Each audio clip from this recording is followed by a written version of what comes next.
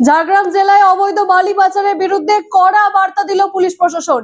3 রাজ্য থেকে রমরমিয়ে বালি পাচারের অভিযোগে জাতীয় সড়কে 5টি বালি বোঝাই ট্রাক আটক করে জামমনি থানার পুলিশ। চিচড়াতে NH6 এর নাকা চেকিং চালিয়ে সন্দেহভাজন ট্রাক থামিয়ে নথি পরীক্ষা করা হয় এবং সেই অভিযোগেই ঝাড়খণ্ড থেকে আসা বালি বোঝাই মোট 5টি ট্রাক আটক করা হয় এবং চালক ও খালাসি মিলিয়ে ধরা পড়েছে মোট 10 জন। পুরো ঘটনায় জেলা পুলিশ সুপার মানব সিংলার স্পষ্ট বার্তা, অবৈধ বালি পাচার বরদাস্ত করা হবে না।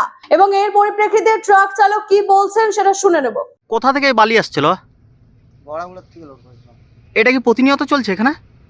প্রতিনিয়ত সবাই চালাচ্ছে, সেই জন্য আমরাও পেটের জন্য তো আমরা তো করতে হচ্ছিল।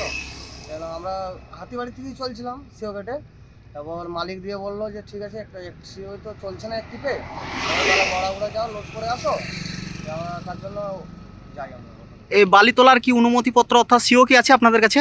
আমার সিও ছিল হাতিবাড়ির সিও, কিন্তু ওটা ফেল হয়ে গেছিলো, তার জন্য আমাকে দাঁড় করে রেখেছিল। কিন্তু এই বালিটা এলো কোথা থেকে এখন? এখন এসেছিলো বড়াগুলো থেকে, আমি নিয়ে যাচ্ছিলাম ডেবরা।